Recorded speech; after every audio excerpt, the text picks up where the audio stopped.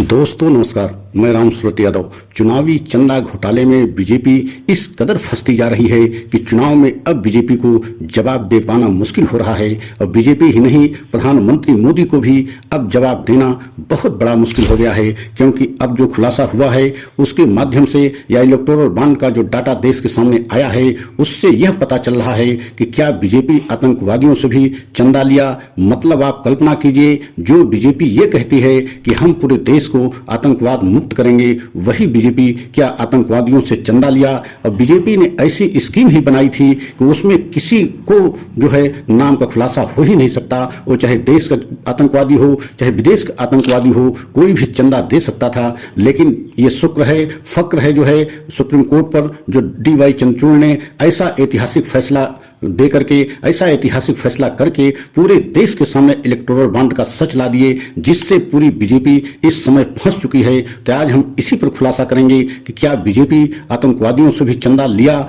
मतलब यहां तक बीजेपी गिर सकती है। तो आप अगर हमारे चैनल पे पहली बार हैं तो चैनल को लाइक सब्सक्राइब करें, वीडियो को अंत तक जरूर देखें, क्योंकि वीडियो को अंत तक नहीं देखेंगे तो पूरा सच आपके समझ में नहीं आएगा। तो सबसे पहले हम 1993 मुंबई हमले की घटना को विषय में बताना चाहते हैं। हमारे देश में 1993 में मुंबई में आतंकवादी हमला हुआ, जो एक बहुत बड़ा हमला था और ऐसा लग रहा था कि उस समय पूरी मुंबई हिल गई थी। और आप समझ नहीं सकते हैं कि इस हमले में, इस जो है आतंकवादी हमले में दाऊद इब्राहिम का भी कनेक्शन कहीं न कहीं बताया गया। और आज भी दाऊद इब्राहिम कहाँ छिपा है, पाकिस्तान में छिपा है कि कहाँ छिपा है, ये पता नहीं चल पाया। लेकिन आपको यह बताना बहुत जरूरी है कि RKW मतलब RKW डेवलपमेंट एक कंपनी, ऐसी कंपनी है जो आतंकवादियों को फंडिंग करती है, आतंकवादियों को मदद करती है। अगर यही RKW और RKW डेवलपमेंट कंपनी से अगर 10 करोड़ का चंदा बीजेपी को मिला हो तो आप समझ सकते हैं कि इसका मतलब क्या है कि जो कंपनी आतंकवादियों को फंडिंग करती हो,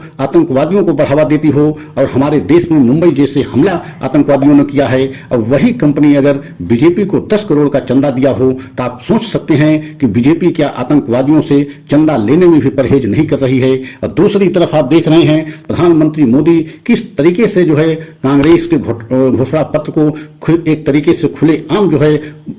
आलोचना कर रहे हैं कि जो कांग्रेस के घोषणा पत्र है वो घोषणा पत्र नहीं है, बल्कि मुस्लिम लीग की उसमें सोच दिखाई देती है। तो आप कल्पना कीजिए कि एक तरफ बीजेपी आतंकवादी ऐसी कंपनी से चंदा लेती है जो आतंकवादियों को फंडिंग करती है, एक तरीके से टेरर फंडिंग करती है, आतंकवादियों को बढ़ावा देती है, उस कंपनी से बीजेपी चंदा लेती है। तो और दूसरी तरफ जो है कांग्रेस के घोषणा पत्र को किस तरीके से बदनाम कर रहे हैं प्रधानमंत्री मोदी जी कि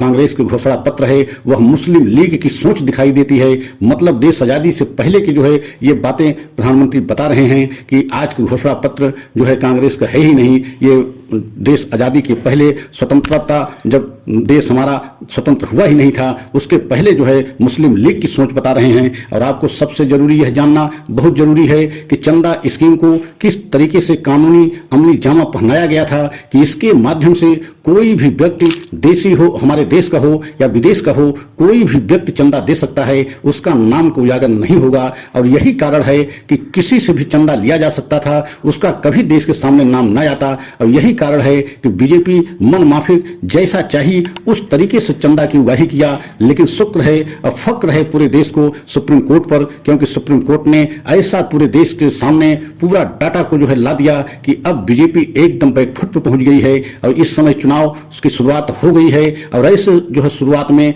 चुनावी समय में बीजेपी के पूरी तरीके से पोल खुल गई है कि बीजेपी कहती कुछ है, करती कुछ है। अगर आतंकवादियों तक से अगर बीजेपी चंदा ले सकती है तो आप सोच नहीं सकते हैं कि बीजेपी किस हद तक गिर सकती है, क्योंकि दाऊद इब्राहिम एक बहुत बड़ा जो है आतंकवादी है और कब बहुत पहले से इसको अंतर्राष्ट्रीय स्तर पर खोजा जा रहा है, लेकिन ये पता नहीं लग रहा है कि दाऊद इब्राहिम कहाँ छिपा हुआ है। और दाऊद इब्राहिम का कनेक्शन 1993 में मुंबई हमले के आतंकवादियों से पूरी तरह से बताया जाता है और ईडी इस बात की जांच भी कर रही है। और आपको यह भी बता दें कि RKW डेवलपमेंट कंपनी जो चंदा बीजेपी को दिया है, चुनावी चंदा के माध्यम से दिया है, जो इलेक्टोरल बॉन्ड खरीद के दिया है, वही कंपनी जो है आतंकवादियों को फंडिंग करती है, आतंकवादियों को बढ़ावा कर देती है। तो आप समझ सकते हैं कि क्या बीजेपी इस स्तर तक गिर सकती है कि आतंकवादियों तक से जो है चंदा लिया है। और दूसरी तरफ प्रधानमंत्री मोदी जी कांग्रेस की आलोचना कर रहे हैं, कांग्रेस के घोषणा पत्र को मुस्लिम लीग की सोच बता रहे हैं। तो इससे क्या जो साबित होता है कि एक तरफ तो प्रधानमंत्री स्वयं आतंकवादियों से